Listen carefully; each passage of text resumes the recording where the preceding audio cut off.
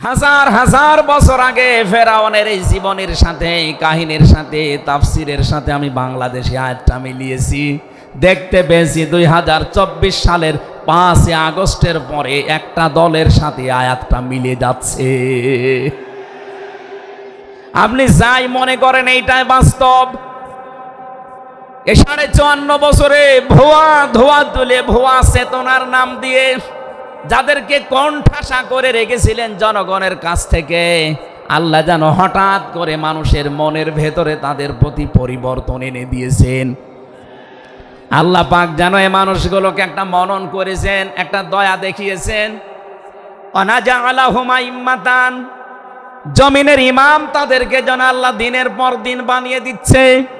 তাদের আচার ব্যবহার, তাদের চরিত্র, তাদের ব্যবহার, তাদের মাধুর্যতা, তাদের যে ইখলাস, এগুলো দেখছে আমার আল্লাহ দিনের পরে দিন জমিনের ইমাম তাদেরকে আল্লাহ বানাচ্ছেন। অনাজাআলাহুমুল ওয়ারিসিন, আয়াতের শেষের কথা, আল্লাহ তাদেরকে জমিনের ওয়ারিস বানিয়ে দেবেন। যেহেতু আল্লাহর সিদ্ধান্ত রদ করা যায় না, ফাআলুল লিমা ইউরিদ, তিনি যা ইচ্ছা তাই করেন। ইন্নামা আমরুহু ইযা আরাদা শাইআন আইয়াকুলা লাহু কুন ফায়াকুন। আল্লাহ পাক বলেন, আমি যদি কোনো ইচ্ছা করি শুধু বলি কোন, সঙ্গে সঙ্গে ফায়াকুন হয়ে যায়। কোরআনের ওপর আমার 100% বিশ্বাস নিয়ে কথা বলছি আমি। এই আয়াতগুলো মাস্ট বি আমার আল্লাহ বাংলাদেশে দেখাবে। বলেন আমিন, আরো জোরে বলেন আমিন। 6 নম্বর আয়াত হচ্ছে অনুমাক্কিনা লাহুম ফিল আরদ, আমি আল্লাহ তাদেরকে জমিনের চেয়ারে ক্ষমতায় বসিয়ে দেব। কেন জানো? অনুরিয়া ফিরআউনা ও হামানা ও জুনুদাহুমা মিনহুম মা কানু ইয়াহযারুন, আমি আল্লাহ দেখাতে চাই ফেরাউনকে, হামানকে আর তার সৈন্যবাহিনীকে, তারা তাদেরকে সবচাইতে বেশি ভয় করত জমিনে যাদেরকে, সেই মুসা নবীর দলকে আমি আল্লাহ জমিনের শাসন ক্ষমতায় বসিয়ে তাদেরকে দেখাবো। এই 54 বছর জালেম এবং মুনাফিকরা সবচাইতে বেশি ভয় বাংলাদেশে যাদেরকে করেছে, তাদের প্রতি মানুষের মন মানসিকতা আল্লাহ ঝুঁকিয়ে দিয়েছেন। এই জন্য কোরআনের আয়াতের উপরে বিশ্বাস করে বলছি, এই বাংলাদেশে যারা নিরপরাধ মানুষ আছে তাদেরকে যদি 5 তারিখের পরে বিভিন্ন আন্দোলনের কারণে, মানবিকতার কারণে ছেড়ে দেওয়া হয়, বিশেষ করে ম্যাডাম খালেদা জিয়াকে আপনি ছেড়ে দিয়েছেন। এরপরে আমরা দেখতে পেলাম আব্দুল সালাম পিন্টু ভাইকে ছেড়ে দিয়েছেন। এরপরে গিয়াসউদ্দিন মামুন ভাইকে ছেড়ে দিয়েছেন। মিয়ানুরউদ্দিন অপু ভাইকে ছেড়ে দিয়েছেন। আমরা চাই জনাব এটিএম আজহারুল ইসলামকেও মুক্তি দেওয়া হোক। এ দাবির পক্ষে আছেন কারা দেখে? লিল্লাহি তাকবীর।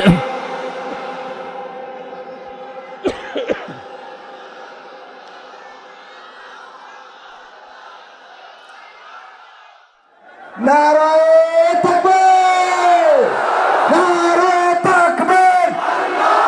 আল কোরআনের আলো, আল হাদিসের আলো। আমার নেতা, তোমার নেতা হামজা ভাইয়ের আগমন যশোরবাসীর পক্ষ থেকে, খুলনাবাসীর পক্ষ থেকে লিল্লাহি তাকবীর। এখন পবিত্র কোরআন থেকে তাফসির করবেন বাংলাদেশের জনপ্রিয় ইসলামিক স্কলার, ইসলামিক পণ্ডিত এবং আমাদের প্রিয় অভিভাবক মাওলানা মুফতি আমির হামজা হুজুর। আলহামদুলিল্লাহি রাব্বিল মাশরিকাইন ওয়া রাব্বিল মাগরিবাইন,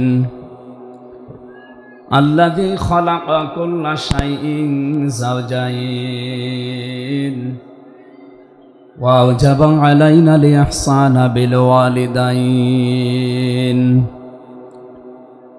ونشهد أن لا إله إلا الله وحده لا شريك له وأشهد أن محمدا عبده ورسوله سيد الكونين সাল্লাল্লাহু আলাইহি ওয়া আলা আলিহি ওয়া আসহাবিহি ওয়া আতবাইহি আজমাইন।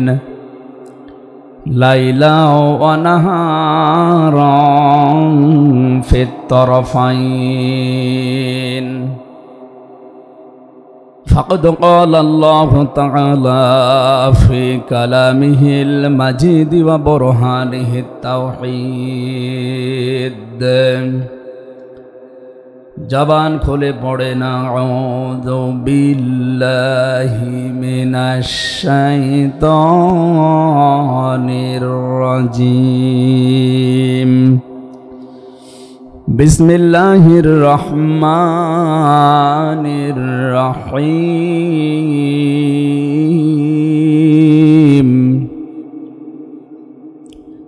মুহাম্মাদুর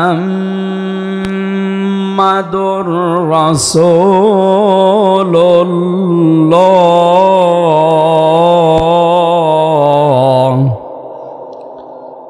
والذين معه أشداء على الكفار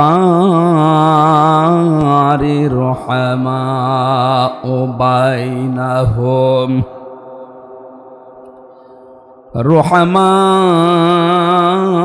بينهم تراهم ركعا سجدا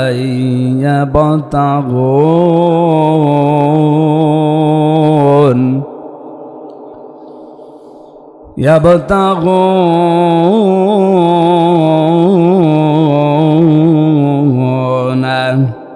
فضلا من الله ورضوانا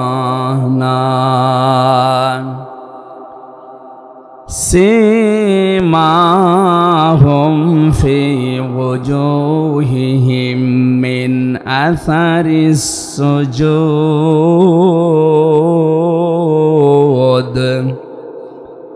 ذلك مثلهم في التوراة ومثلهم في الإنجيل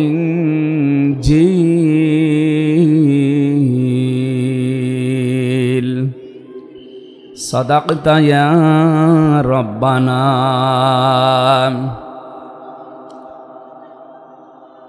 عن أبي هريرة رضي الله تعالى عنه قال قال النبي صلى الله عليه وسلم من أحب لله وأبغض لله وأطاع لله ومنع لله فقد استكمل الإيمان رواه مسلم وما زادهم إلا إيمانا وتسليما اللهم صل على محمد وآله وصحبه وبارك وسلم اللهم صل على محمد وآله وصحبه وبارك وسلم اللهم صل على محمد وآله وصحبه وبارك وسلم আলহামদুলিল্লাহ বাংলাদেশের ঐতিহ্যবাহী জেলা যশোর আদ্দিন সকিনা মেডিকেল কলেজ প্রাঙ্গণে পোলের হাট যশোর 3 দিন ব্যাপী ঐতিহাসিক তাফসিরুল কোরআন মাহফিলের দ্বিতীয় রজনীর স্বনামধন্য সভাপতি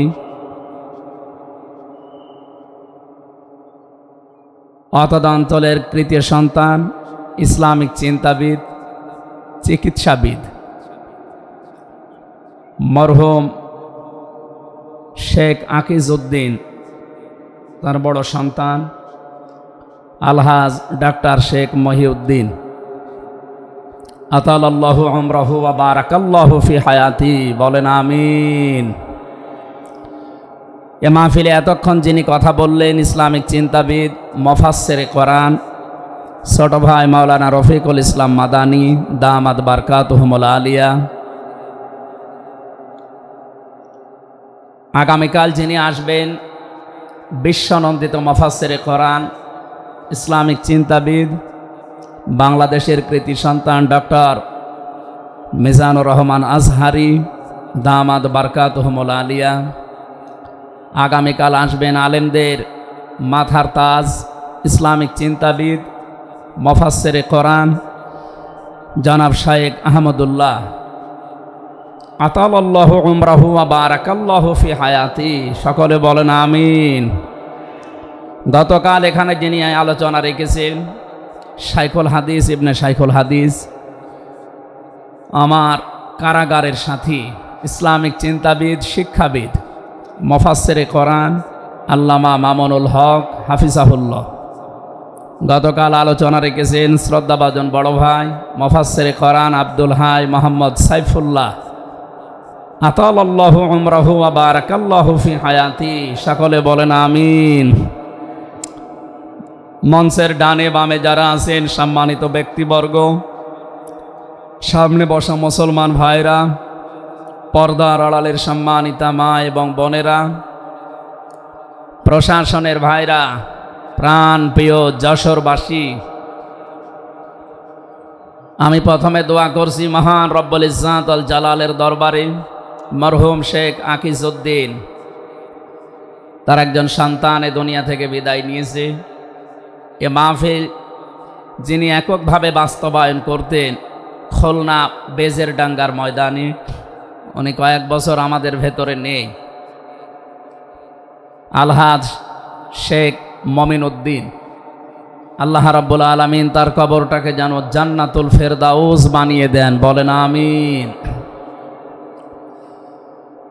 দল মত জাতি বর্ণ ধর্ম নির্বিশেষে কোরআনে কারিম শোনার জন্য যারা এই ময়দানে ছুটে এসেছি রাতের বেলা, আমরা যে খুশি প্রকাশ করার জন্য বলছি আলহামদুলিল্লাহ।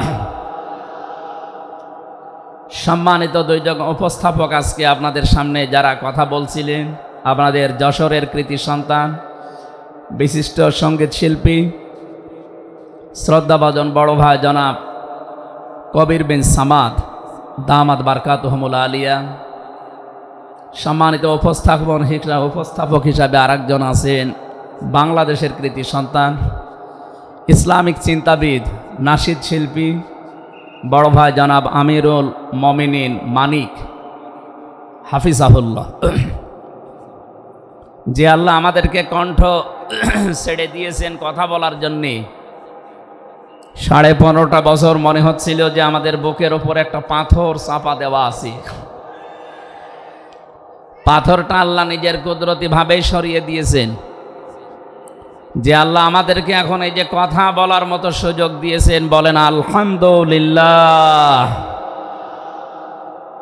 পৃথিবীতে মানুষ যা পেয়েছে সব কিছুর তুলনায় আল্লাহর কাছে কোরআনে কারিম শ্রেষ্ঠ সম্পদ। আজকের এই ময়দানে সম্পর্ক শুধু কোরআনে কারিমের সাথে, নয়তো আমরা এই হাজার লক্ষ মানুষেরা এ রাতের বেলা প্রচণ্ড শীত অপেক্ষা করে আসতাম না।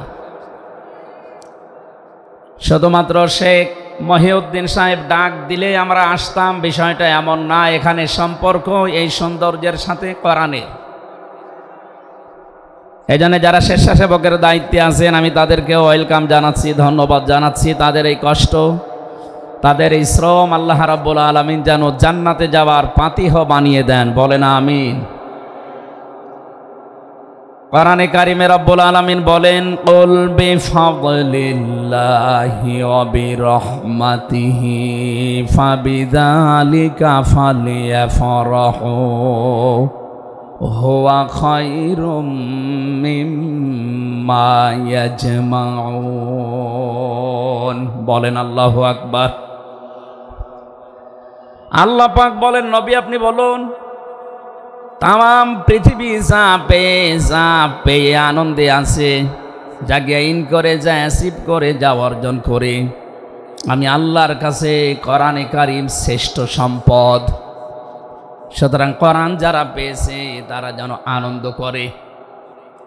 আজকে খুলনা বিভাগের মানুষগুলো, খুলনা বিভাগ সহ বাংলার অন্যান্য বিভাগ থেকেও মানুষেরা আজকে এসেছে কোরআনে কারিম সত্যি যারা শোনার জন্যে, বোঝার জন্যে এসেছি।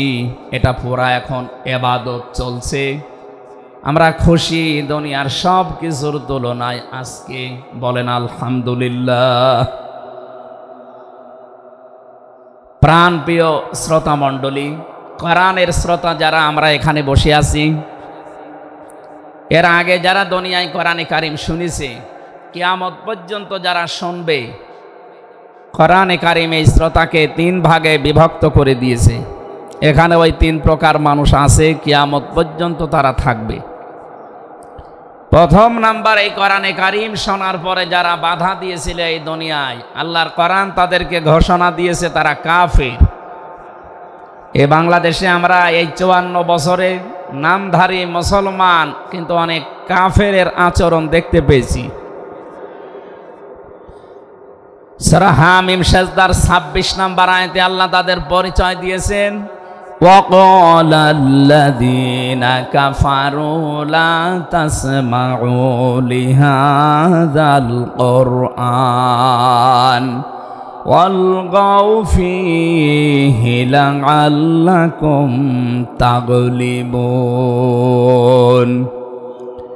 আল্লাহ পাক বলেন, কাফেরেরা সিদ্ধান্ত নিয়েছিল সব চলতে দেওয়া যাবে, মুহাম্মদের কোরআনে কারিম এটা চলতে দেওয়া যাবে না। কারণ তারা বুঝেছিল এটা 1500 বছর আগে নাসিল হওয়া। ভালোভাবে আবু জেহেল টের পেয়েছিল, বুঝেছিল এ কোরআনে কারিম মুহাম্মদুর রাসূলুল্লাহ যেটা বোঝাতে চায়, এটা যদি সত্যি জনগণ বুঝতে পারে আর মেনে নেয়, আমি যে অবৈধ চেয়ারে বসে আছি এই চেয়ার থাকবে না। যুগে যুগে যারা কোরআন বাধা দিয়েছে তারা এইটাই টের পেয়েছে। তারা খুব ভালোভাবে জানে কোরআন যারা প্রচার করে, সত্যিই কোরআনের এই কথাগুলো যদি সাধারণ মানুষেরা জনগণ বুঝে ফেলে, আমরা যে শয়তানি করি, আমরা যে অবৈধভাবে টিকে আছি, এইটা থাকবে না। এই জন্য বাস্তবতা হচ্ছে কোরআন শুনলে বাধা দেবে এরা 1 নম্বরে কাফের। আমরা জানি কাফের মারা গেলে জানাজা হয় না, হয়? বলেন বলেন, কাফেরের জন্য দোয়া করাও জায়েজ নেই। আল্লাহ রাব্বুল আলামিন বলেন, মা কানা লিন-নাবিয়্যি ওয়াল্লাযীনা আমানু আইয়াস্তাগফিরু লিল মুশরিকিন ওয়ালাউ কানু উলি কুরবা মিন বা'দি মা তাবায়্যানা লাহুম আন্নাহুম আসহাবুল জাহিম। সূরা তাওবা 113 নম্বর আয়াতে আল্লাহ জানিয়েছেন, হযরত ইব্রাহিম আলাইহিস সালাম সম্পর্কে যদি আয়াতটা নাযিল হওয়া, তামাম দুনিয়ার মানুষকে উদ্দেশ্য করা আয়াত দিয়ে, হে নবী, কোন নবীর জন্যে, কোন ইমানদারের জন্যে এটা জায়েজ না, শোভনীয় না, উচিত না যে কোনো মুশরিক মারা গেলে তার জন্য আল্লাহর কাছে সে ক্ষমা চাবে, ইস্তিগফার করবে। ওয়ালাউ কানু লি কুরবা, আল্লাহ পাক বলেন যদিও এটা নিজের নিকট আত্মীয় হয়, মা তাবায়্যানা লাহুম আন্নাহুম আসহাবুল জাহিম, যার প্রতি এটা প্রমাণ হয়ে গেছে যে লোকটা জাহান্নামে যাবে, যার কাজকর্ম, যার ঈমান আমল আকীদা দেখে টের পাওয়া যায়, এই রকম মানুষের জন্য কোনো ঈমানদার না কোনো নবীর জন্যও দোয়া করা, ইস্তিগফার করা জায়েজ নেই। বলেন নাউযুবিল্লাহ।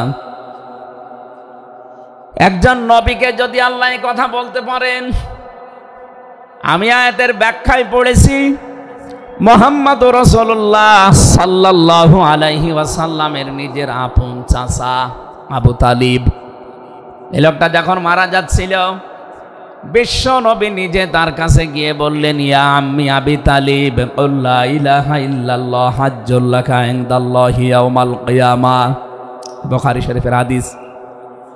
ডাক দিয়ে বললেন, হে চাচা, জোরে বলা লাগবে না, আওয়াজগুলো শুধু আমার কানের কাছে মুখটা নিয়ে আস্তে করে আপনি বলেন, লা ইলাহা ইল্লাল্লাহ, জোরে লা ইলাহা ইল্লাল্লাহ, লা ইলাহা ইল্লাল্লাহ। লা ইলাহা ইল্লাল্লাহ মুহাম্মাদুর রাসূলুল্লাহ। আপনি শুধু আল্লাহর একাত্মবাদের স্বীকৃতি দেন আমার কানের কাছে, এর সালাতের ঘোষণাটা দেওয়া লাগবে না, শুধু আল্লাহর ঘোষণাটা আমার কানের কাছে শোনান। কিয়ামতের দিন আমি আপনার জন্য আল্লাহর দরবারে ঝগড়া করে জান্নাতে নিয়ে যাব। পাশে যারা দাঁড়িয়েছিল তাদের কারণে লোকটা পড়তে পারে নাই। নবীজির মন খারাপ হয়ে গেল। সঙ্গে সঙ্গে সূরা কসসের ৫৬ নাম্বার আয়াত নিয়ে ফেরেশতা জিবরাইল হাজির হয়ে গেছে।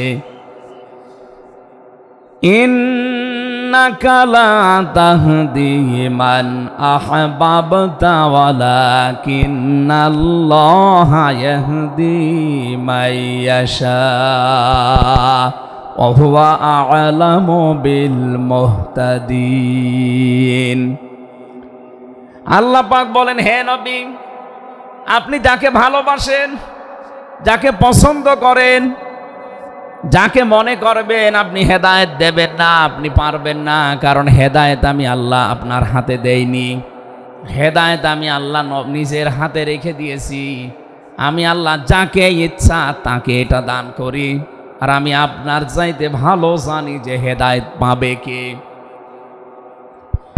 জেলখানার ভেতরে ৩টা বছর আল্লামা মামুনুল হক হাফিজাহুল্লাহ, আমরা দুইজন এক জায়গায় ছিলাম। সকালে এবং দুপুরের খাবার আমরা এক জায়গায় খেতাম। মাঝে মাঝে আমারে বলতেন যে হামজা, বাইরে যদি আল্লাহ নিয়ে যায় কোনোদিন কাফেরের জানাজায় যাব না, পড়াবো না। আমারে বারবার জিজ্ঞাসা করেছি, ভাই আপনি কাফের পান কোথায়? বাংলাদেশে তো সেরকম কাফের আমরা দেখি না। উনি আয়াতটা আমাকে শুনিয়ে বলেছিলেন, কাফের তো তারা যারা আল্লাহর কোরআনে বাধা দেয়। সুতরাং এই দেশে যারা কোরআনে বাধা দেবে সে ডাইরেক্ট হোক ইনডাইরেক্ট হোক, সূরা হামিম সেজদার ২৬ নম্বর আয়াতের দলিল অনুযায়ী লোকটা কাফের। কাফেরের জানাজা পড়া কিন্তু হারাম। আমার মনে হয় এখন দেশের অবস্থা যা, আমরা যদি এই সিদ্ধান্তে উপনীত হতে পারি যে কাফেরের জানাজা বন্ধ হয়ে যাবে, আগামীতে কোরআনে কারিম বাধা দেওয়ার মতো সাহস অনেকেই করবে না। কোরআনে কারিমের শ্রোতা ১ নম্বরে পেলাম যারা কাফের। এ ১৫.৫ বছর থেকে শুরু করে ৫৪ বছর আমরা যা দেখলাম, অনেকেই কিন্তু ডাইরেক্ট ইনডাইরেক্ট বাধা দিয়েছেন। এখনো যদি ওইরকম মানুষ থাকেন এই দেশে, আপনি তাওবা করবেন, আপনি সংশোধিত হয়ে যাবেন। আর যেহেতু এখন সংস্কার চলছে, আপনি নিজেকেও সংস্কার করে নেবেন। কোরআনের শ্রোতা হিসাবে আমরা ২ নম্বরে পেয়েছি তাদের নাম। আল্লাহ রাব্বুল আলামিন বলেন, ওয়াইদা কিলা লাহুম তাআলাউ ইলা মা আনজালাল্লাহু ওয়া ইলার রাসূলি রাআইতাল মুনাফিকিনা ইয়াসুদ্দুনা আনকা সুদুদা। সূরা নিসার ৬১ নম্বর আয়াতে আছে, হে নবী, মানুষদেরকে আপনি যখন বলবেন আসো আল্লাহর বিধানের দিকে আসো, রাসূলের জীবনের দিকে আসো, আপনি দেখতে পাবেন অনেক মানুষ শুনতেও আসবে কোরআন, আপনার কথাও শুনতে আসবে, কিন্তু যখন দেখবে যে এগুলো কোরআনের সাথে আমাদের জীবনের মিল নেই, রাসূলের এই আদর্শের দিকে ডাকে, এগুলোর সাথে বাস্তবতা আমাদের মেলে না, রাআইতাল মুনাফিকিনা ইয়াসুদ্দুনা আনকা সুদুদা, পাবেন মানুষগুলো আস্তে করে আপনার কাছ থেকে পেছন ফিরে কেটে পড়ছে। বলেন নাউজুবিল্লাহ। সুতরাং কোরআন শুনতে এসে যেগুলো যাদের জীবনে মিলবে না, এই মানুষগুলো যদি মন খারাপ করে, রাগ করে, যে কোনো কায়দায় চলে যেতে চান, আপনি মনে করবেন মুনাফিকের ঝাড় আপনার ভেতরে আছে। আল্লাহ আমাদের হেফাজত করুন, বলেন আমিন। ৩ নাম্বার শ্রোতার বর্ণনা পেয়েছি সূরা আনফালের ২ নম্বর আয়াতে, আল্লাহ পাক বলেন ইন্নামাল মুমিনুনা আল্লাযীনা ইযা যুকিরাল্লাহু ওয়াজিলাত কুলুবুহুম ওয়া ইযা তুলিয়াত আলাইহিম আয়াতুহু যাদাতুহুম ঈমানা ওয়া আলা রাব্বিহিম ইয়াতাওয়াক্কালুন। চিৎকার করে বলেন আল্লাহু আকবার। আল্লাহ পাক বলেন আমার দৃষ্টিতে তো কোরআনের শ্রোতা আসল এবং মুমিন তারা যাদের সামনে আমার নাম উচ্চারণ হলে তাদের অন্তরাত্মা কেঁপে ওঠে, আমার আয়াতগুলো তাদের সামনে তেলাওয়াত হলে এ মানুষগুলোর ঈমান ভেতরে যা আছে এটা আরো বেড়ে যায়। এখানে যাদাতুহুম ঈমান আর ব্যাখ্যায় আমি দেখেছি শরীরের পশমগুলো দেখবেন আপনি হঠাৎ খাড়া হয়ে যাবে, বাম স্তনের 2 আঙ্গুল নিচে একটা গোস্তের টুকরা আছে ওটা কাঁপবে, কাঁপাকাঁপি করবে, একটা অনির্বচন শোক আপনি আলাদা অনুভব করবেন। এই 3টা যদি এখন আমাদের ভেতরে তৈরি হয়, আলা রাব্বিহিম ইয়াতাওয়াক্কালুন, বাড়ি যাওয়ার আগে এই সিদ্ধান্ত নিয়ে যাওয়া যাবে যে আল্লাহ ছাড়া আর কারো উপরে আমরা ভরসা করি না। বলেন সুবহানাল্লাহ। এই 3টা আয়াত দিয়ে আমি বোঝাতে চেয়েছি কাফের কারা, মুনাফিক কারা, আল্লাহর দৃষ্টিতে মুমিন কারা। 3 নাম্বারে এই তরিকায় যদি আমরা এই 3টি গুণ অর্জন করতে পারি আজকে, আল্লাহর কথাগুলো শুনলে আপনার ভেতরে কাঁপ ধরবে। 2 নাম্বারে আল্লাহর আয়াত তেলাওয়াত হবে যখন বুঝতে পারবেন যে কি বলে।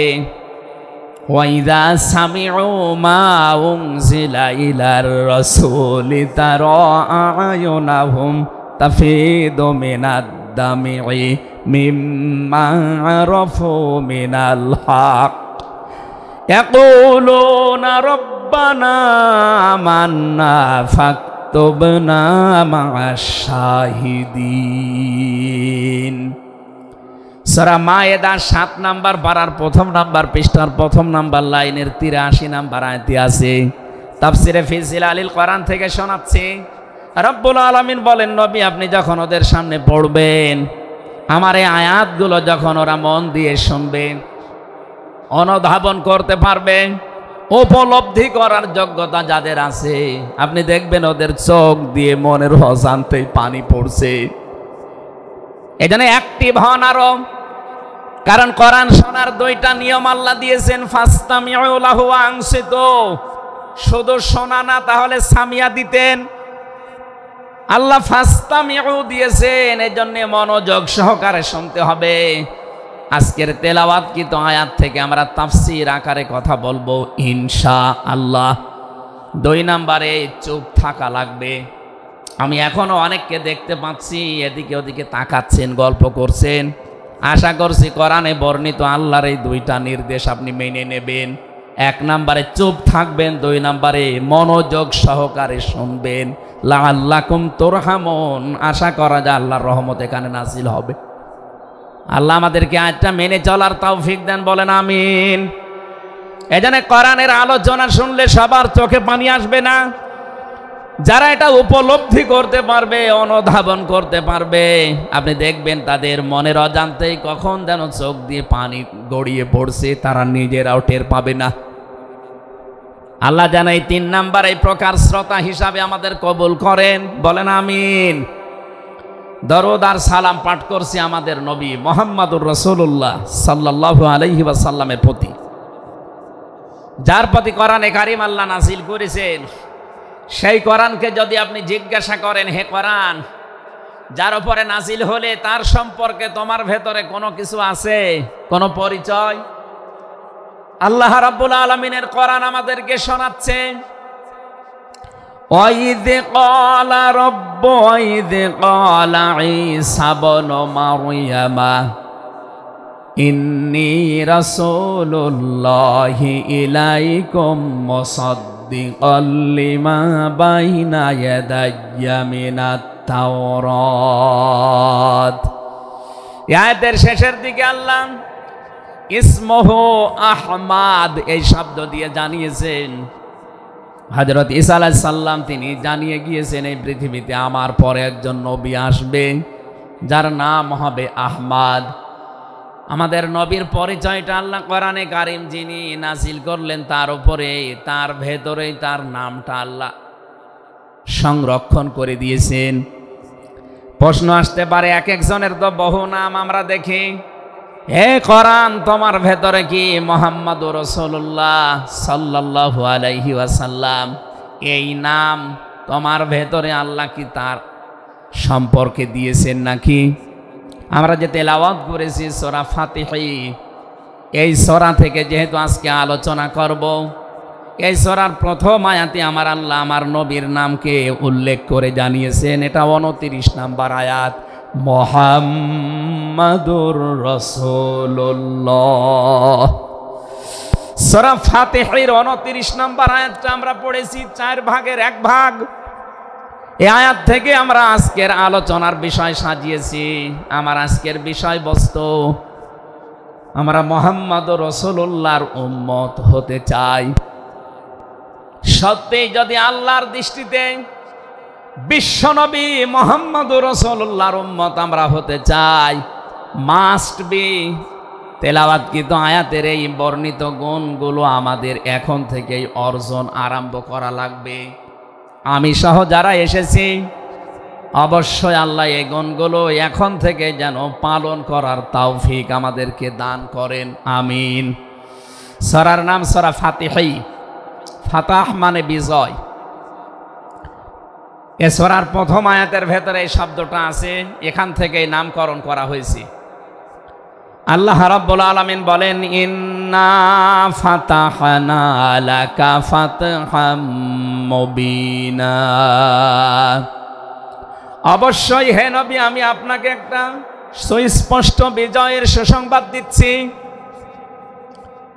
এই বিজয়ের ঘটনা তো ঐতিহাসিকভাবে ইবনে কাসিরের ভেতর থেকে আমি শিক্ষার জন্য এবার বলছি। এদিকে খুব অ্যাক্টিভ হয়ে থাকবেন। এই সূরা ফাতিহার 18 নম্বর আয়াত, আমার যতটুকু পড়াশোনা আছে, আমার যতটুকু লেখাপড়ার স্টাডি আছে, এই আয়াতটা এখন বাংলাদেশে সবচাইতে বেশি প্রয়োজন। সূরা ফাতিহা 18 নম্বর আয়াত। যে যেখানে আছেন, দাঁড়িয়ে আছেন, বসে আছেন, শুয়ে আছেন, কান এবার খাড়া করে দেন। হুদায়বিয়ার সন্ধির যে ঘটনা আমরা শুনেছি এতদিন পর্যন্ত, শুধু শুনেছি অনেকে, কিন্তু এখান থেকে শিক্ষাটা আজ অনেকে নেয়নি। বাংলাদেশের এখন যে অবস্থা, এই শিক্ষা নেওয়ার সময় এখনই। নবীজি 1400 মানুষ নিয়ে এসেছিলেন সাহাবায়ে কেরাম নিয়ে হজ করার জন্যে। হুদায়বিয়া নামক যে জায়গাটা এখন কূপ আছে, এখানে এই জায়গায় নবীজি আশ্রয় নিলে আস্তানা গাড়লেন, তাঁবু গাড়লেন। কাফেরদের পক্ষ থেকে এখানে প্রতিবন্ধকতা সৃষ্টি করা হয়েছে যে না, আপনাদেরকে আমরা আর যেতে দেব না। বিশ্বনবী তাদেরকে প্রস্তাব দিলেন যে আমরা কিচ্ছু নিয়ে আসিনি সাথে করে, শুধু হজ করেই চলে যাব। কাফেরদের পক্ষ থেকে আওয়াজ এলো, না আপনাকে আমরা যেতে দেব না, তবে আমাদের একটা প্রস্তাব আছে। আপনি যদি আগামী বছরে আসেন হজ করে যেতে পারবেন, কিন্তু এবছরে আপনাদেরকে আমরা আল্লাহর ঘর কাবায় যেতে দেব না। কি নিষ্ঠুর আচরণ তাকান। আল্লাহ পাকের নবী আল্লাহর ঘর তাওয়াফ করবে, বাধা দিচ্ছে যারা আল্লাহকে বিশ্বাস করে না তারা। এ বাংলাদেশে 50টা বছর কোরআনে কারীম প্রচার করেছে যারা, কোরআনের পাখি শহীদ আল্লামা দেলাওয়ার হোসাইন সাইদি রহমতুল্লাহ আলাইহি, তার নামে মামলা দেওয়া হয়, কেস দেওয়া হয়, তিনি নাকি ধর্মীয় অনুভূতিতে আঘাত দিয়েছে। আমার তো মনে হয় 1500 বছর আগে নবীজিকে যারা বাধা দিয়েছিল আল্লাহর ঘর কাবায় হজ করতে দেবে না, 1500 বছর পরে যেন তাদের প্রেতাত্মারাই ফিরে এসেছে। আল্লাহর নবী বললেন ঠিক আছে, ওসমানকে পাঠালাম। হযরত ওসমান ইবনে আফফান রাদিয়াল্লাহু তাআলা আনহু তিনি গেলেন। হযরত ওসমানকে তারা আটক করার পরে ঘোষণা দিয়ে দিল কতিলা ওসমান ইবনে আফফান, ওসমানকে হত্যা করা হয়েছে। এ সংবাদ যখন নবীজির কাছে এসেছে, যশোরবাসী খুব খেয়াল করেন, এখানে হযরতে ওসমানকে তারা হত্যা করার ঘোষণা দিয়ে মিথ্যা একটা সংবাদ পাঠিয়ে দিয়েছে নবীজির কাছে। নবীজি সাহাবায়ে কেরামকে বললেন, যারা ইহরামের কাপড় পরে এসেছিলে সব এখন খুলে ফেলো।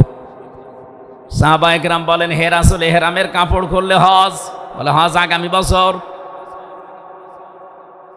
বাংলার মুসলমানের আমি কেন বলছি এই আয়াতটা, 2-1 মিনিট পরে আপনি টের পাবেন। দ্বিতীয় নম্বর, নবীজি বললেন আজকে রমজান মাস, এটা এ রমজান মাসের এখন আর আধা ঘন্টা 1 ঘন্টার সময় আছে মাত্র ইফতারি করার, এখনই ভেঙে ফেলো, ইফতারি করে ফেলো। দরকার আগামীতে রোজা আবার রমজানের সিয়াম আবার করে দেওয়া যাবে। যে 2টা সিদ্ধান্ত নিলেন, 2টাই ফরজ, একটা রোজা একটা হজ। নবীজি কিন্তু জানতেন ইহরামের কাপড় খুলে ফেললে হজ ভেঙে যাবে, আর একটু পরেই তো ইফতারি করলে রোজাটা হয়ে যায়। বিশ্ব নবী বলেন না এক্ষুনি রোজা ভেঙে ফেলো। আবার বলছে কান খাড়া করেন, আমি কিন্তু 2 মিনিটের ভেতরে জায়গায় যাব। এত বড় 2টা বড় বড় ফরজ বিধান নবীজি লঙ্ঘন করছেন, কারণটা কি? কারণ একটাই, ওরা একজন নিরপরাধ মানুষকে আটক করে হত্যার ঘোষণা দিয়েছে। আপনি বাংলাদেশকে 15.5 বছরের সাথে ওই ঘটনাটা মিলান।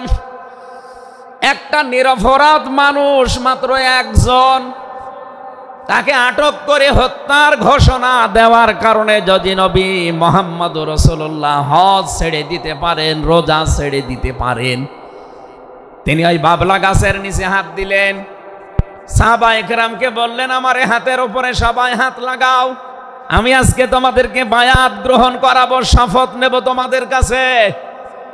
1399 জন নবীর সাথে আছে, আর হযরত ওসমানকে যেহেতু তারা আটক করেছে, এই 1399 জন সবাই নবীজির হাতের উপরে একটার পরে হাত দিতে আছে। বিশ্বনবী ডাক দিয়ে বলেন, সাহাবীরা, জিবরাইল এই মাত্র সূরা ফাতিহা এই সূরার 18 নম্বর আয়াতটা আমাকে তেলাওয়াত করে শুনিয়ে গেল। জিবরাইল এসেছিল, তোমরা কেউ দেখতে পাওনি।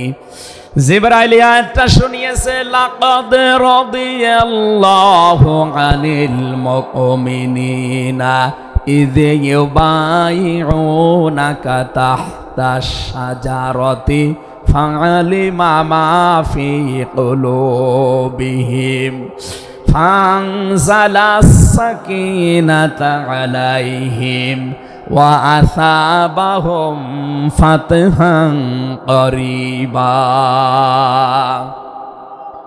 খুব খেয়াল করেন, সেই সময় পর্যন্ত আমি চলে এসেছি। নবীজি নিজের বাম হাতটা সাহাবায়ে কেরামদের উপরে রেখে বললেন, সাহাবীরা, আজকের এই বায়াতের উপরে, শপথের উপরে আল্লাহ পাক নিজেই জানিয়েছেন যে তিনি রাজি হয়ে গেছেন। আয়াতটা শুরু করার আগে আল্লাহ 2টা তাকিদ দিয়েছেন, লাম এবং কদ। লাকাদ রাদিয়াল্লাহু আনিল মুমিনিন, আল্লাহ পাক বলেন আমি নিজে মুমিনদের উপরে অবশ্যই অবশ্যই রাজি হয়ে গেছি। রাজি হব না, হয়ে গেছি। তাহতা শাজারাতি, এই গাছের নিচে আপনার হাতের উপরে যারা হাত দিয়ে আজকে শপথ বাক্য পাঠ করছে যে ওসমান হত্যার বদলা না নিয়ে কেউ মদিনায় ফেরত যাবে না, আমি আল্লাহ তাদের মনের খবর যেহেতু জানি, ফাআলিমা মা ফি কুলুবিহিম, তারা যে শপথ নিচ্ছে এটা কিন্তু লোক দেখানোর জন্য না, এটা মন থেকেই। ফানসালাস সাকিনাতা আলাইহিম, তাদের উপরে আমি আল্লাহর প্রশান্তি নাসিল হয়ে গেছে অলরেডি। ওয়া আসাবাহুম ফাতাহান করিবা, তাদেরকে আমি আসন্ন একটা বিজয়ের সুসংবাদ দিচ্ছি। সুতরাং এই বায়াতের রিদওয়ানের উপরে যেহেতু সবাই হাত দিয়েছে, ওসমানের হাতটা এখানে নেই, হে নবী আপনার বাম হাতটা উপরে তুলে ধরেন, এইটাই আমি ওসমানের হাত হিসাবে মেনে নিলাম। তার মানে 1400 মানুষের ওপরে আমি আল্লাহ অলরেডি রাজি হয়ে গেছি। আমার মুসলমান ভাইরা, এবার আমি খেয়াল করার জন্য আর একবার বলছি, এইটা বলার জন্য আমি এতক্ষণ ঘুরছিলাম। একটা নিরপরাধ মানুষকে ওরা মিথ্যা তথ্য ছড়িয়েছে যে আটক করা হয়েছে, মেরে ফেলা হয়েছে, হত্যা করা হয়েছে। নবীজি একজন মানুষের জীবনের বদলা নেওয়ার জন্য 1400 মানুষকে তিনি বায়াত করাচ্ছেন, শপথ বাক্য পাঠ করাচ্ছেন। একটু খেয়াল করেন তো, একজন মানুষের জীবনের জন্য জীবন দিতে প্রস্তুত 1399 জন, আর নবী সহ। এমন বাক্য তিনি পাঠ করিয়েছেন, এমন শপথ নিয়েছেন যে আল্লাহ অলরেডি রাজি হয়ে আয়াত নাজিল করছেন। নবীজি বললেন ওরা ওসমানকে হত্যা করেছে। ওসমান একজন নিরপরাধ মানুষ, একটা নিরপরাধ মানুষকে বিনা কারণে আটক করে হত্যা করেছে, ওদের কোনো ক্ষমা নেই। আমরা আজকে এই 1400 মানুষ শপথ নিলাম, ওদেরকে হত্যার প্রতিশোধ না নিয়ে আমরা কোনোদিন আর মক্কা মদিনায় ফেরত যাব না। আমার তো মনে হচ্ছে বাংলাদেশে এখনো বহু মানুষ বিনা কারণে যাদেরকে হত্যা করা হয়েছে, নিরপরাধ মানুষগুলোকে ফাঁসির কাস্টে ঝোলানো হয়েছে, কত মানুষকে মৃত্যুর দিকে ঠেলে দিয়েছে। এখনো জিন্দা শহীদ জনাব এটিএম আজহারুল ইসলাম এখনো জেলখানায় পৌঁছতেছে। বানানো বিচার ব্যবস্থা, বানানো বিচারপতি, নিজেদের উকিল, নিজেদের পিপি, নিজেদের সাক্ষী, নিজেদের রায় সব দিয়ে একটা মানুষকে আর 17 বছর আপনি আটক করে রেখেছেন।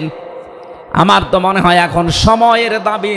সূরা ফাতিহা থেকে যেহেতু তাফসীর শুনছেন, আজ এই বাংলার 18 কোটি জনগণের ওপরে যদি আল্লাহ পাক খুশি হতে চান, এই নিরপরাধ মানুষগুলোকে জেলখানা থেকে মুক্ত করা লাগবে।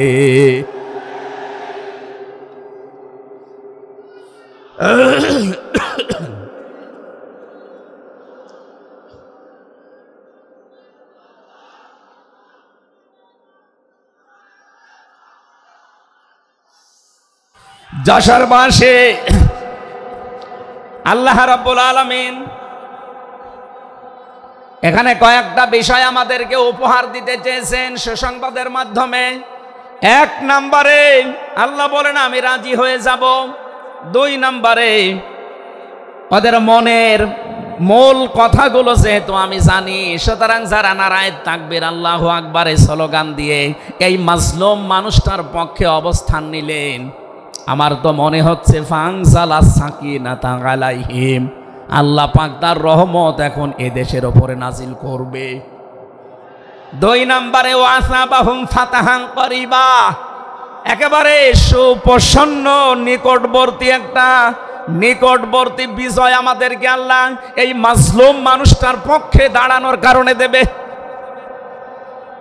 আমি আজকেও একজন জেলখাটা মানুষের সাথে কথা বলছিলাম, তিনিও প্রায় 3.5-4 বছর জেলে ছিলেন। তিনি জ্বালাচ্ছিলেন যে হামজা ভাই, আসলে আমরা যারা জেলে ছিলাম তারা ছাড়া এটা বোঝানো সম্ভব না। বহু মানুষ বিনা অপরাধে, বিশেষ করে 15.5 বছরে তো হবেই, বিনা কারণে বিনা অপরাধে কিচ্ছু জানে না, বছরের পর বছর জেলে পৌঁছতেছে।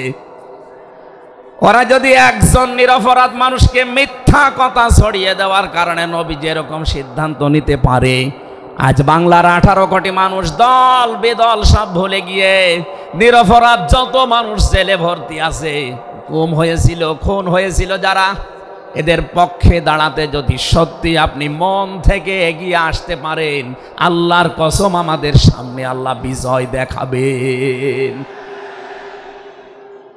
বিজয় আমরা দেখতে পাচ্ছি সূরা কসস 20 নম্বর পারার 4 নম্বর পৃষ্ঠার 15 নম্বর লাইনের 5 নম্বর আয়াত। বাড়িতে যে আয়াতটা তাফসীর দেখবেন, আল্লাহ রাব্বুল আলামিন বলেন নুরিদু আন্নামুন্না আলাল্লাযীনা ইসতাদঈফু ফিল আরদ ওয়া নাজআলাহুম আইম্মাতাও ওয়া নাজআলাহুমুল ওয়ারিসিন। আমি আল্লাহ একটা ইচ্ছা করলাম, হাজার হাজার বছর আগে হে নবী, এই পৃথিবীর ময়দানে ফেরাউন নামে একটা লোক ছিল। রাষ্ট্রীয় ক্ষমতায় থাকার কারণে ওই দেশে বিভিন্ন দলে বিদলে বিভক্ত করে মানুষকে রেখেছিল। আর একটা দলকে সে টার্গেট নিয়ে কোণঠাসা করে, ছোট করে, হীন করে রেখেছিল। সেই দলটা ছিল মুসা নবীর দল। আমি আল্লাহ একটা ইচ্ছা করলাম, জমিনের ওপরে যাদেরকে দুর্বল করে রেখেছে ফেরাউন, এই দুর্বল দলের ওপরে আমি আল্লাহ মনন করব। মনন মানে অনুগ্রহ করা, দয়া করা। আমি আল্লাহ দয়া করব তাদের উপরে, মনন করব। এই কারণ আমি তাদেরকে জমিনের শাসন ক্ষমতায় বসাতে চাই, জমিনের উত্তরাধিকারী তাদেরকে বানিয়ে দিতে চাই। অনুমাক্কিনা লাহুম ফিল আরদ, জমিনের উপরে তাদেরকে আমি ক্ষমতায় বসাবো, এটা আমি আল্লাহর ইচ্ছা। বলেন তো, আল্লাহ যদি কোনো ইচ্ছা করে ওটা রদ করার কেউ আছে? আরো জোরে বলেন, আছে। সুতরাং এই আয়াত দিয়ে আমি যেহেতু 100 ভাগ আয়াতটা বিশ্বাস করি, হাজার হাজার বছর আগে ফেরাউনের এই জীবনের সাথে, কাহিনীর সাথে, তাফসিরের সাথে আমি বাংলাদেশে আয়াতটা মিলিয়েছি। দেখতে পেয়েছি 2024 সালের 5 আগস্টের পরে একটা দলের সাথে আয়াতটা মিলে যাচ্ছে। আপনি যাই মনে করেন এইটাই বাস্তব। এই 54 বছরে ধোয়া তুলে, ভুয়া চেতনার নাম দিয়ে যাদেরকে কোণঠাসা করে রেখেছিলেন জনগণের কাছ থেকে, আল্লাহ যেন হঠাৎ করে মানুষের মনের ভেতরে তাদের প্রতি পরিবর্তন এনে দিয়েছেন। আল্লাহ পাক যেন এই মানুষগুলোকে একটা মনন করেছেন, একটা দয়া দেখিয়েছেন। অনাজাআলাহুমা ইম্মাতান, জমিনের ইমাম তাদেরকে যেন আল্লাহ দিনের পর দিন বানিয়ে দিচ্ছে। তাদের আচার ব্যবহার, তাদের চরিত্র, তাদের ব্যবহার, তাদের মাধুর্যতা, তাদের যে ইখলাস, এগুলো দেখছে আমার আল্লাহ দিনের পরে দিন জমিনের ইমাম তাদেরকে আল্লাহ বানাচ্ছেন। অনাজাআলাহুমুল ওয়ারিসিন, আয়াতের শেষের কথা, আল্লাহ তাদেরকে জমিনের ওয়ারিস বানিয়ে দেবেন। যেহেতু আল্লাহর সিদ্ধান্ত রদ করা যায় না, ফাআলুল লিমা ইউরিদ, তিনি যা ইচ্ছা তাই করেন। ইন্নামা আমরুহু ইযা আরাদা শাইআন আইয়াকুলা লাহু কুন ফায়াকুন। আল্লাহ পাক বলেন, আমি যদি কোনো ইচ্ছা করি শুধু বলি কোন, সঙ্গে সঙ্গে ফায়াকুন হয়ে যায়। কোরআনের ওপর আমার 100 ভাগ বিশ্বাস নিয়ে কথা বলছি আমি। এই আয়াতগুলো মাস্ট বি আমার আল্লাহ বাংলাদেশে দেখাবে। বলেন আমিন, আরো জোরে বলেন আমিন। 6 নাম্বার আয়াত হচ্ছে অনুমাক্কিনা লাহুম ফিল আরদ, আমি আল্লাহ তাদেরকে জমিনের চেয়ারে ক্ষমতায় বসিয়ে দেব। কেন জানো? অনুরিয়া ফিরআউনা ও হামানা ও জুনুদাহুমা মিনহুম মা কানু ইয়াহযারুন, আমি আল্লাহ দেখাতে চাই ফেরাউনকে, হামানকে আর তার সৈন্যবাহিনীকে, তারা তাদেরকে সবচাইতে বেশি ভয় করত জমিনে যাদেরকে, সেই মুসা নবীর দলকে আমি আল্লাহ জমিনের শাসন ক্ষমতায় বসিয়ে তাদেরকে দেখাবো। এই 54 বছর জালেম এবং মুনাফিকরা সবচাইতে বেশি ভয় বাংলাদেশে যাদেরকে করেছে, তাদের প্রতি মানুষের মন মানসিকতা আল্লাহ ঝুঁকিয়ে দিয়েছেন। এই জন্য কোরআনের আয়াতের উপরে বিশ্বাস করে বলছি, এই বাংলাদেশে যারা নিরপরাধ মানুষ আছে তাদেরকে যদি 5 তারিখের পরে বিভিন্ন আন্দোলনের কারণে, মানবিকতার কারণে ছেড়ে দেওয়া হয়, বিশেষ করে ম্যাডাম খালেদা জিয়াকে আপনি ছেড়ে দিয়েছেন। এরপরে আমরা দেখতে পেলাম আব্দুল সালাম পিন্টু ভাইকে ছেড়ে দিয়েছেন। এরপরে গিয়াসউদ্দিন মামুন ভাইকে ছেড়ে দিয়েছেন। মিয়ানুরউদ্দিন অপু ভাইকে ছেড়ে দিয়েছেন।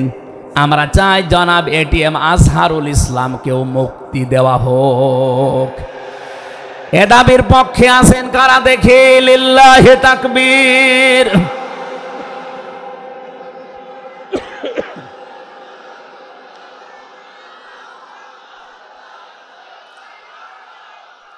আলহামদুলিল্লাহ। ভাই, আমি আয়াতটা পড়লাম এই জন্যে, 1500 বছর আগে একটা নিরপরাধ মানুষের পক্ষে দাঁড়ানোর কারণে যদি আল্লাহ এতগুলো সুসংবাদ দিতে পারে, সাকিনা নাজিল করা, সুপ্রসন্ন একেবারে নিকটবর্তী বিজয় দেওয়া। আমরা যদি আজ নিরপরাধ মানুষগুলো যারা আজ জুলুমের শিকার হয়ে 15.5 বছর 17 বছর মানবেতর জীবনযাপন করছে, আমি তো 3 বছর তার ভুক্তভোগী। 3টা বছর আমাদেরকে ফাঁসির কন্ডেম সেলের ভেতরে 24 ঘন্টা লকআপ দিয়ে রাখতেন। কি করেছিলাম আমরা?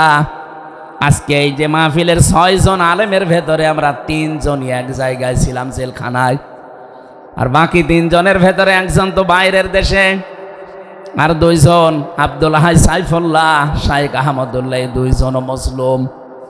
তাদেরকেও কোরআনের কথায় দেশে 15.5 বছর আপনারা বলতে দেননি। এজন্য আমি আয়াত থেকে যেটা শিক্ষা দিতে চাই, কাটছাট কথা বলছি। বাংলাদেশে যদি আল্লাহর সাকিনা প্রশান্তি মনে এবং বাইরে আপনি দেখতে চান, সুপ্রসন্ন বিজয় যদি দেখতে চান, অবশ্যই আপনাকে নিরপরাধ যারা এখনো পর্যন্ত বিভিন্ন জায়গায় মাজলুম হয়ে আছে তাদের পক্ষ নেওয়া লাগবে। এক কথা বলুন, আল্লাহ আজকে আমাদের জীবনে 100 ভাগ মেনে চলার তৌফিক দেন, বলেন আমিন। এই সূরা ফাতিহা থেকে আমরা পড়েছি 29 নম্বর আয়াত। আমাদের আলোচনার বিষয় মুহাম্মদুর রাসূলুল্লাহর উম্মত কারা। রব্বুল আলামিন বলেন মুহাম্মদুর রাসূলুল্লাহ, মুহাম্মদ সাল্লাল্লাহু আলাইহি সাল্লাম আল্লাহর রাসূল। হে নবী, দুনিয়ার কেউ যদি আপনার রিসালাত স্বীকার না করে, কেউ যদি সাক্ষী না দেয়, আমি আল্লাহ নিজে সাক্ষী দিয়ে দিলাম আপনি আমার রাসূল। সুতরাং এই বাংলার জমিনে কেউ যদি নবীর আদর্শ না মানে, বিশ্ব নবীর কোনো ক্ষতি হবে না, আল্লাহরও কোনো লস নেই, যত ক্ষতি আমাদের। কথা বলেন না কেন? কোরআনের চোখ লাগিয়ে দেখতে পাচ্ছি এদেশে হাজারো মানুষ জাহান্নামে দৌড়াচ্ছে, কারণ নবী মুহাম্মদুর রাসূলুল্লাহ বাদ দিয়ে পৃথিবীতে যদি অন্য কাউকে কিয়ামত পর্যন্ত কেউ আদর্শ মেনে চলে, কোরআনের কসম দিয়ে বলছি মাস্ট বি লোকটা জাহান্নামী। এজন্য এরকম আচরণে যারা আছেন, বুঝে হোক না বুঝে হোক, আল্লাহ রাব্বুল আলামিনের পরিচয় দেওয়ার আগে আমার আল্লাহ রাসূলের পরিচয় আমাদের কাছে দিয়েছেন। রাব্বুল আলামিন বলেন কুল হুয়াল্লাহু আহাদ আল্লাহুস সামাদ লাম ইয়ালিদ ওয়া লাম ইউলাদ ওয়া লাম ইয়াকুল লাহু কুফুয়ান আহাদ। এখানে আল্লাহর একাত্মবাদের শিক্ষা দেওয়া হচ্ছে। আল্লাহ পাক বলেন হে নবী আপনি বলুন, অথচ শোনানো হচ্ছে যার কথা, তার কথা তো আগে বলার দরকার ছিল। এখানে আগে রিসালাতের ঘোষণাটা দেওয়া হয়েছে, কুল হে নবী আপনি বলুন।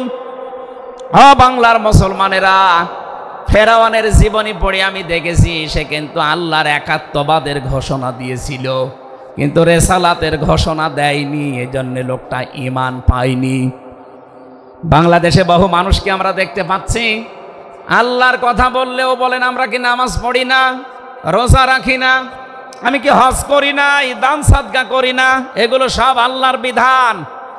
এগুলোর পাশাপাশি আল্লাহর প্রেরিত পুরুষ যিনি আমাদের এই জামানায়, আল্লাহর প্রেরিত পুরুষ যিনি কিয়ামত পর্যন্ত, তার নাম মুহাম্মাদুর রাসূলুল্লাহ। জ্ঞানী মানুষ যারা বসে আছেন এক কথায় তারা বুঝবেন আমি জানি। আজ বিশ্ব নবীর আদর্শ বাদ দিয়ে আপনি কার আদর্শ মানেন আপনার বিবেকের কাছে প্রশ্ন করেন। এটা রাজনীতি মনে করে কেউ যদি চলে যান আপনার কপালে আগুন লাগবে, আপনারও মরণ হবে ফেরাউনের মতো। ও আল্লাহকে মেনেছিল কিন্তু রিসালাত মানে নাই। এদেশে আজ অনেকেই আল্লাহর কথা বললে নামাজ পড়ে, রোজা রাখে, হজ করে আসে, দান সাদকা করে। আরে ভাই এগুলো সবই আল্লাহর বিধান। আপনি আল্লাহকে মানেন, কিন্তু তার প্রেরিত পুরুষ এই জামানায় যিনি কিয়ামত পর্যন্ত, তার নাম মুহাম্মাদুর। আবার জোরে বলেন মুহাম্মাদুর রাসূলুল্লাহ।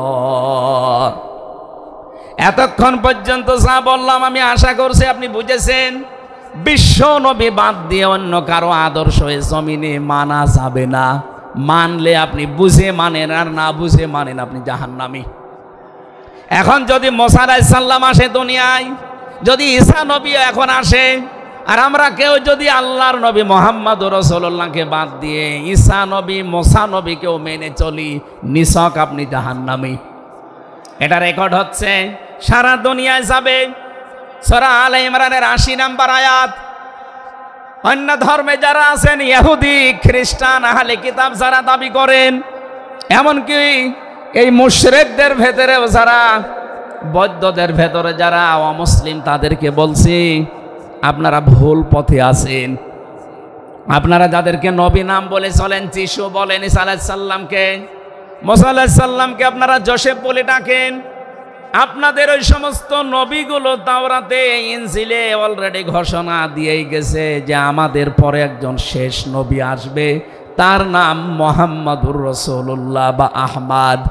তাকে যদি তোমরা জীবদ্দশায় পেয়ে যাও, পৃথিবীর সব কিছু ছেড়ে দিয়ে তার আদর্শটা গ্রহণ করবা, নয়তো পথভ্রান্ত হয়ে পথভ্রষ্ট হয়ে জাহান্নামে যাওয়া লাগবে। যাকে মেনে চলার দাবি করেন সেই যিশু, সেই যোসেফ, হযরত ঈসা নবী, হযরত মুসা নবী, তারাই যেহেতু ঘোষণা তাওরাতে ইনজিলে দিয়ে দিয়েছে, হয়তো আপনাদের পুরোহিত যারা, ধর্মগুরু যারা, ঠাকুর যারা আপনাদেরকে শোনায় না। এই সত্য বিধান আপনি ইনজিলে পড়েন, আমার শেষের শব্দ ছিল ফিত তাওরাতি ওয়াল ইনজিল। এই দুইটা কিতাব আপনারা পড়ে দেখবেন, এখানে আমাদের নবী, শেষ নবীর বর্ণনা আছে ৯০৩ জায়গায়। বলেন আল্লাহু আকবার। আল্লাহ পাক প্রথম শব্দে জানাতে চেয়েছেন, হে নবী, কেউ যদি আপনাকে স্বীকার না করে, কেউ না মানে, আমি আল্লাহ নিজে ঘোষণা দিলাম, ওয়াল্লাযীনা মাআহু আশিদ্দাউ আলাল কুফফার। আপনার সঙ্গে সাথে যারা হবে, আপনার সাথে যারা থাকবে, আপনার উম্মত বলে যারা কিয়ামত পর্যন্ত দাবি করবে, তাদের ভেতরে এই গুণগুলো মাস্ট বি পাওয়া যাবে। যশোরবাসী, এবার আপনাদের জন্যে আপনি মিলান তো এই আয়াতটা নিজের জীবনে আছে কিনা। ওয়াল্লাযীনা, আর যারা, মাআহু, আপনার সঙ্গে থাকবে, আশিদ্দাউ আলাল কুফফার, তারা কাফেরদের প্রতি বজ্রকণ্ঠ হবে। কালকে মাওলানা মামুনুল হক, আমি ছিলাম কালকে চট্টগ্রামের ফেনীতে, একটু লাইভ দেখেছি। উনি কিন্তু শেষের দিকে এটা জানিয়েছেন, ওঠো, বজ্রমুঠি করো, ঘোষণা দাও। এ কথা বলেনি? এই কথা বলেন না কেন? ওনার এইটাই সামারাইজ, আশিদ্দাউ আলাল কুফফার, কাফেরদের প্রতি কঠোর হওয়া লাগবে। সেই সময় এখন অলরেডি চলছে। প্রতিবেশী নামে আমাদের যারা আছে, যেহেতু প্রতিবেশী পাল্টানো যায় না, এজন্য আমরা বেশি কিছু বলছি না। আমরা আশা করব যে প্রতিবেশীর চরিত্র পাল্টাবে। নবীজি প্রতিবেশী সম্পর্কে এত বেশি কথা জানিয়েছেন, মাঝে মাঝে বলতেন, জিবরাইল, প্রতিবেশী সম্পর্কে যত কথা তুমি বলো, মনে হয় যে আমার জমি জায়গার ভাগও দেওয়া লাগবে। যেহেতু এত দামি জিনিস প্রতিবেশী, এত গুরুত্বপূর্ণ, আপনাদেরকে তো আমরা আর পাল্টাতে পারবো না, আমাদের জমির সাথে আপনাদের জমি। এই জন্য বলছে আপনারা চরিত্র পাল্টাবেন। আপনি মাইক্রোসফট, ভয়েস অফ আমেরিকা, এগুলো সব খ্রিস্টানরা, ইহুদিরা চালায়। তারা আজ তামাম দুনিয়ার ২৫৭টা রাষ্ট্রে কিন্তু অলরেডি জানিয়ে দিয়েছে, বিশ্বে সবচাইতে বেশি মিথ্যা কথা বলা হয় ভারতে। পৃথিবীর ২৫৭টা রাষ্ট্রের ভেতরে সবচাইতে বেশি সংখ্যালঘুরা নিরাপত্তার সহিত বাস করে বাংলাদেশে। অথচ এই দুইটাই এতদিন, এই ৫৪ বছর আমরা স্বাধীন হয়েছি, ৫৪টা বছরে আমাদের পেছনে এই মিথ্যা দুইটা তথ্যই প্রতিবেশীরা ছড়িয়েছে। সারা দুনিয়ার মোড়লদেরকে বলতো যে বাংলাদেশে সংখ্যালঘু নির্যাতন হয়। এদেশের গোবিন্দ পরামানিক, কুমার কি সেন যেন, কয়েকজন মিলে তারা বিবৃতি অলরেডি মাঝে মাঝাই দিচ্ছে যে আগস্টের ৫ তারিখের পর থেকে বাংলাদেশে আমরা সবচাইতে বেশি নিরাপত্তায় আছি সংখ্যালঘুরা। এখনো তো কোরআনে কারিম এই দেশে কায়েম হয়নি। আমি কোরআনের এই অনুষ্ঠান থেকে আপনাদেরকে গ্যারান্টি দিতে পারি, আল্লাহর কসম, কোরআনে কারিম যদি এদেশের রাষ্ট্রীয় ক্ষমতায় চলে আসে, বাংলাদেশের সবচাইতে বেশি নিরাপদে থাকবে সংখ্যালঘুরা।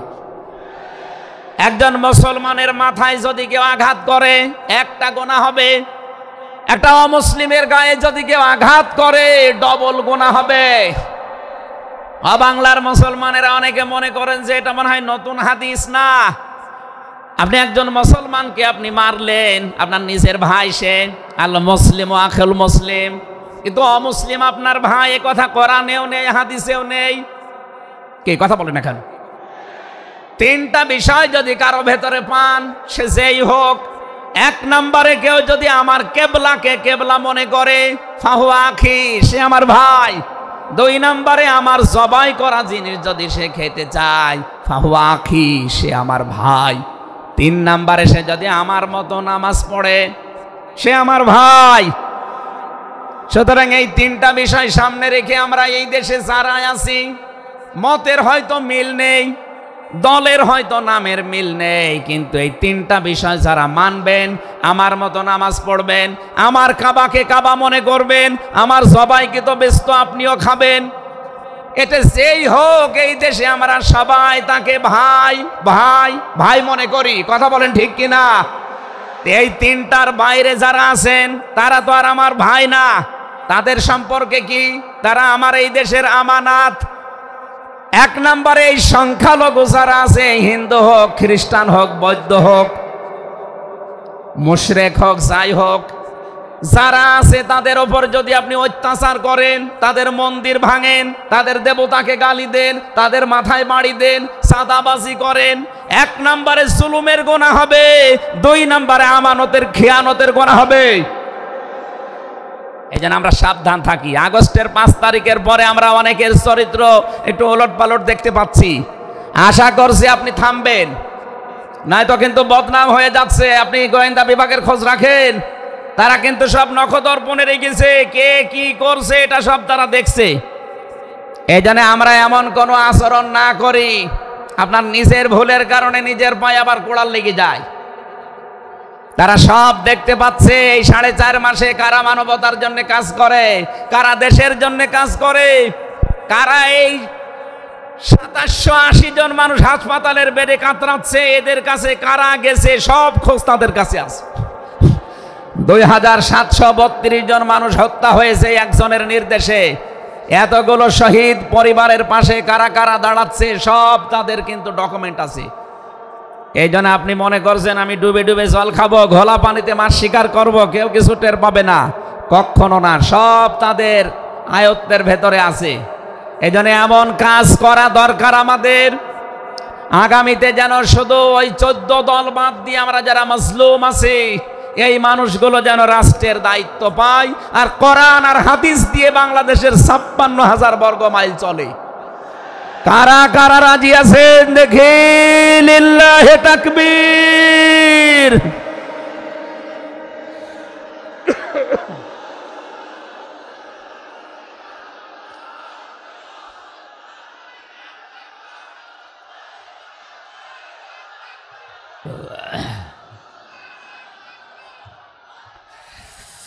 আমার ভাইরা, এবার আমি মূল কথায় যাচ্ছি। মুহাম্মদ রাসূলুল্লাহর উম্মত হতে হলে আমাদেরকে বজ্রমুষ্টি হওয়া লাগবে, ঐক্যবদ্ধ হওয়া লাগবে। যারা নবীর উম্মত, কাফের যারা, তাদের বিরুদ্ধে। আমি কাফেরের পরিচয় সে প্রথমে দিয়েছি। যে মানুষগুলো কোরআনে কারিমে বাধা দেয়, কোরআনের শিক্ষায়, কোরআনের প্রচারে, কোরআনের প্রসারে, কোরআন কায়েমে যারা এই বাংলাদেশে বাধা দেবে, তার নাম আব্দুল আলিম হতে পারে, কে কাফের। এদের বিরুদ্ধে কঠোর হওয়া লাগবে আপনাকে। আমি আবার বোঝার জন্য বলছি, নাম হয়তো আপনার আল্লাহর নাম আপনি নিয়েছেন আব্দুল আলিম, আব্দুল খালেক, কিন্তু আপনার কাজ যদি কোরআন প্রচারে বাধা দেওয়া হয়, ডাইরেক্ট ইনডাইরেক্ট, অবশ্যই আপনি বুঝতে পেরেছেন আমি কি বলছি। আপনি কিন্তু আর সাধারণ মানুষ নেই, আপনি মুনাফিকও নেই, আপনি মুসলমানও নেই, আপনি কাফের হয়ে গেছেন। আল্লাহ আমাদের হেফাজত করুন, বলেন আমিন। কাফেরদের যত অনুষ্ঠান আছে সেখানেও কড়াকড়ি করা লাগবে আপনাকে। কে বলেছে ধর্ম যার যার উৎসব সবার? এটা কুফরি কথা। ধর্ম যার যার উৎসব তার তার। এই কথা বলেন। মান তাশাব্বাহা বিকওমিন ফাহুয়া মিনহুম। যার সাথে যার সাদৃশ্য মিলবে সে আচার ব্যবহারে ধর্মীয় রীতিনীতিতে কিয়ামতের দিন তার সাথে থাকা লাগবে। কোনদিন আজ পর্যন্ত আপনি পিটিয়েও কোন হিন্দু ভাইকে গরু জবাই করেন যখন কোরবানি দেওয়ার জন্য তাকে পাবেন? তারা জানে যে এটা আমাদের ধর্মীয় অনুষ্ঠান না, এই জন্য তারা আসে না, ঠিক করে তারা আসে না। আপনি কোন কারণে সেখানে যাবেন? রোহামা ও বাইনাহুম। দ্বিতীয় নম্বরে আমরা পেয়েছি নিজেদের ভেতরে মহব্বত, ভালোবাসা, সম্প্রীতি, মায়া, মমতা, এটা নিজেদের ভেতরে বাড়ানো লাগবে। আপনি নবীর উম্মত হতে চান অথচ এটা নিজেদের ভেতরে আরো দূরত্ব তৈরি করেন না। এটা নিজেদের ভেতরে আরো স্যাক্রিফাইস করে হোক, ডাকাডাকি করে হোক, নিজেদের ভেতরে এটা তৈরি করা লাগবে আরো বেশি। তারাহুম রুক্কান সুজ্জাদা। হে নবী, আপনার উম্মত যারা, আপনার সাথে যারা আছে তাদেরকে দেখতে পাবেন আল্লাহর সন্তুষ্টি এবং অনুগ্রহ তালাশ করার জন্যে তারা রুকু এবং সেজদাকারী অবস্থায় তাদের দেখতে পাবেন। নবীর উম্মত যারা এসেছেন, অন্য ধর্মের লোকদেরকে বাদ দিলাম, বিশ্ব নবীর উম্মত যারা এখানে বসে আছেন, আমাদের উচিত হবে যতদিন আজরাইল না আসে ফরজ নামাজ আমরা কোনো দিন ছেড়ে দেব না। আরো জোরে বলেন। আল্লাহ যেন এটা মেনে চলার তৌফিক দেন আমাদের একেবারে জীবনের শেষ দিন পর্যন্ত। 2 নম্বরে, ফরজ নামাজের সময়টুকু যেভাবেই হোক বের করে আপনি আদায় করেন। সুন্নত নফল ওইগুলো যদি পড়তে না পারেন পরবর্তীতে পড়বেন, কিন্তু ফরজ নামাজ কেউ ছেড়ে দিয়ে সে আল্লাহর আয়ত্ত থেকে বের হয়ে যায়। বলেন নাউজুবিল্লাহ। সাহাবায়ে কেরাম আল্লাহর দরবারে যে 7টা কারণে কবুল হয়েছিলেন তার ভেতরে 1 নাম্বার কারণ ছিল এই মানুষগুলো আল্লাহর বিধান সামনে পেলে পৃথিবী ভুলে যেতেন। আব্দুল্লাহ আনসারী রাদিয়াল্লাহু তাআলা আনহুর জীবনী পড়েছি। এই লোকটা আল্লাহর বিধান সেজদাকে সামনে রাখতে গিয়ে নিজের স্ত্রীকে এক কাপড়ে গর্তের ভেতরে বসিয়ে রেখেছিল, নিজের ছেলেকে শিকল দিয়ে বেঁধে রেখেছিল, তারপরও আল্লাহর বিধান সেজদা সে ভুলে যায় নাই। আমাদের এরকম কঠিন পরিস্থিতি এখন হয়তো আসেনি, তারপরও আমরা অনেকে বিনা কারণে ফরজ নামাজ ছেড়ে দেই। আমি নামাজের কথা মুসলমানদের কাছে সচরাচর বলতে চাই না, কারণ একজন মুসলমান আর একজন কাফেরের ভেতরে পার্থক্য নামাজ। নামাজ যদি কেউ না পড়ে সে মুসলমান থাকে কি করে? সুতরাং আজান হওয়ার পরে মুসলমান যাবে মসজিদে নামাজ আদায় করতে, মানুষ টের পাবে যে লোকটা মুসলমান। রিজালুল্লাহ তুলহিহিম তিজারাতু ওয়ালা বাইউন আন যিকিরিল্লাহ ইলা আখিরি আয়া। মুসলমান ব্যবসায়ী যারা, তাদের পরিচয় আল্লাহ দিয়েছেন। আল্লাহ রাব্বুল আলামিন বলেন, এই পৃথিবীর ময়দানে যারা মুসলমান ব্যবসায়ী আজান হওয়ার সঙ্গে সঙ্গে ব্যবসা প্রতিষ্ঠান বন্ধ করে দিয়ে তারা সেজদায় দৌড়াবে। ইয়াবতাগুনা ফাদলাম মিনাল্লাহি ওয়া রিদওয়ানা। এখানে আল্লাহ 2টা শব্দ ব্যবহার করেছেন। আল্লাহর ফজল যদি কেউ চায় তাহলে অবশ্যই তাকে মসজিদে যাওয়া লাগবে। আল্লাহুম্মা ইন্নী আসআলুকা মিন ফাদলিকা। ফজলের জন্য জমিনে আল্লাহ পাঠিয়েছেন আমাদেরকে, আর রহমতের জন্য তার ঘর মসজিদে পাঠিয়েছেন। এজন্য আল্লাহর রহমতের জন্য 5 বার আল্লাহর ঘরে আমাদেরকে যাওয়ার নির্দেশ দিয়েছেন আল্লাহ।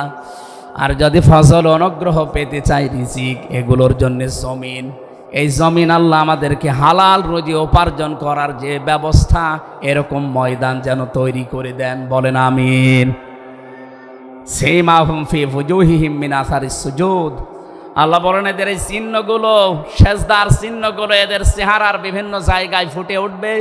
কিয়ামতের ময়দানে এই চিহ্ন দেখে দেখে নবী সুপারিশ করে করে জান্নাতে নিয়ে যাবে।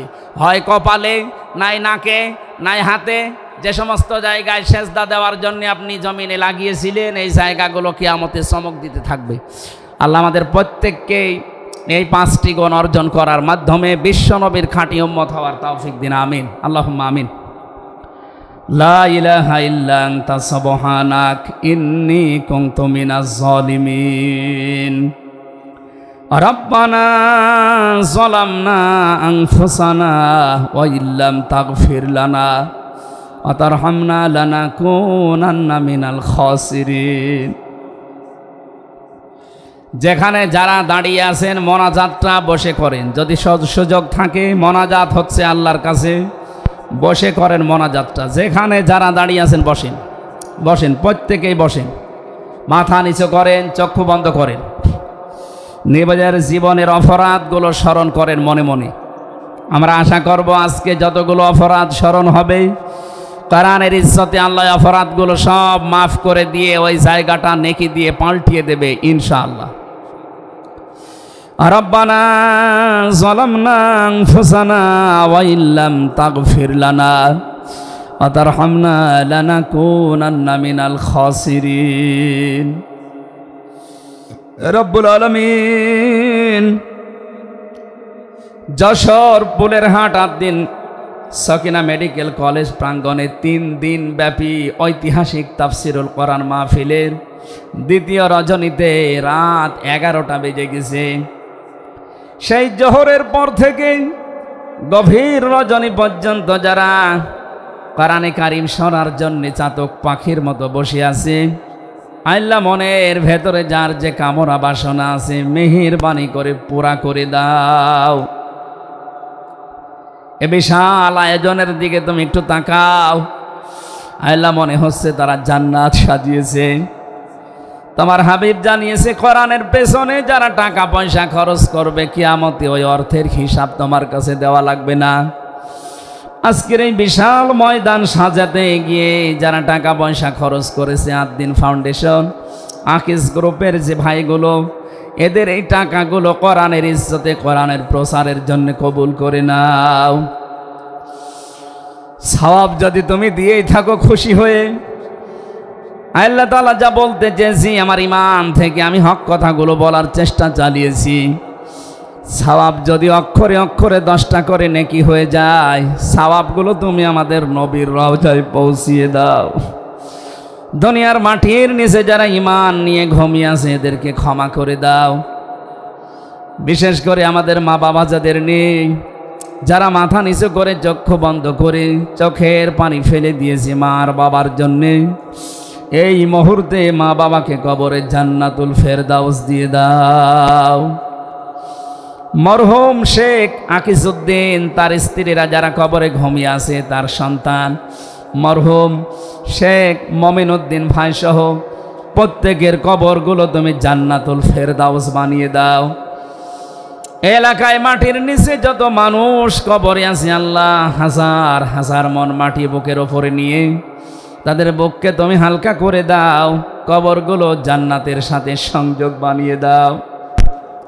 এ মাহফিল বাস্তবায়নে যারা শ্রম দিয়েছে, যে সেইভাবে এগিয়ে এসেছে, আল্লাহ স্বেচ্ছাসেবক ভাইদেরকে, বিশেষ করে প্রশাসনের যে ভাইগুলো এসেছে, নিজেদের বাবা মা ভাই বোন আত্মীয় স্বজন স্ত্রী পুত্র ছেড়ে যারা বাংলার বিভিন্ন প্রান্তে দায়িত্ব পালন করছে, আজকের এই বিশাল আয়োজন যারা পাহারা দিচ্ছে, এদের এই পুরা দায়িত্বটা আল্লাহ তুমি ইবাদত হিসাবে কবুল করে নাও। সম্মানিতা মা বোনেরা পর্দার আড়ালে বসে আছে, খাদিজার মতো আয়েশার মতো তাদেরকে বানিয়ে দাও। এদের পেটে তুমি নেককার সন্তান দান করো। আল্লাহ আগামীর বাংলাদেশ তুমি মেহেরবানি করে কোরআনের হাতে তুলে দাও। চর্ম চোখে যেন দেখতে পারি এ দেশটা 56,000 বর্গ মাইল তোমার কালাম দিয়ে চলছে। আল্লাহ তাআলা আমি নিজে অসুস্থ, যত মানুষ আমার সাথে অসুস্থতা হাত তুলেছে শেফায়ে কামেলা আজেলা নসিব করো। আমার মা বাবার জন্য দোয়া করছি, আল্লাহ আমার মা বাবাকে মাফ করে দাও। রব্বির হামহুমা কামা রব্বায়ানি সগীরা। আল্লাহ তাআলা আমার স্ত্রী সন্তান যেগুলো দিয়েছো সহি সালামতে রাখো। যে যেই আশা নিয়ে ভরসা নিয়ে আমরা হাত তুলেছি, জীবনের সাইজ আশাগুলো আজকেই তুমি পূরণ করে দাও রব্বুল আলামিন। এই আদ্দিন প্রতিষ্ঠানটাকে কিয়ামত পর্যন্ত কায়েম রাখো। যারা এখানে কাজকর্ম করে এদের জীবনে বরকত দাও। আগামীতে এই অনুষ্ঠানটা কোরআনের জন্য আরো বিশাল আকারে কবুল করে নাও। বড় ভাই কবির বিন সামাদ, আমিরুল মুমিনিন মানিক সহ যত পরিচালক এখানে কাজ করছে উপস্থাপনায়, প্রত্যেকের জীবন কবুল করো আল্লাহ তাআলা। আগামীতে যিনি আসবেন ডক্টর মিজানুর রহমান আজহারি ভাই, শাইখ আহমদুল্লাহ সহ কোরআনের সঠিক কথাগুলো তাদের জবান থেকে বের করে দিও। তোমার বান্দা বান্দীদের আসা যাওয়া কালকে আরো আসান করে দিও আল্লাহ। বারাকাল্লাহু লানা ওয়া লাকুম ফিল কোরআনিল আযীম। মরণ আসলেই যেন পড়তে পারি লা ইলাহা ইল্লাল্লাহু মুহাম্মাদুর রাসূলুল্লাহ। আসসালামু আলাইকুম। আমার লিখিত বই পাওয়া যাচ্ছে, আমার কারাগারে লিখিত এবং বাইরে লিখিত। এখানে ওই যে বইয়ের স্টল দেওয়া আছে, আমার মনে হয় বইয়ের স্টল যেখানে দেওয়া আছে আপনারা ওই জায়গায় আমার প্রায় 7টা বই পাওয়া যাচ্ছে। 19 নাম্বার স্টলে পাওয়া যাচ্ছে আমার বইগুলো। নামাজ আদায় পদ্ধতি, ঈমান আনার পদ্ধতি, কোন আমলে কোন জান্নাত, কোন আমলে কোন জাহান্নাম সহ আরো অন্যান্য বইগুলো আপনারা আশা করছি ওখান থেকে নেবেন। 19 নাম্বার স্টলে আছে, 50% ছাড় দিয়েছে, নিয়ে যান। আসসালামু আলাইকুম ওয়া রাহমাতুল্লাহ।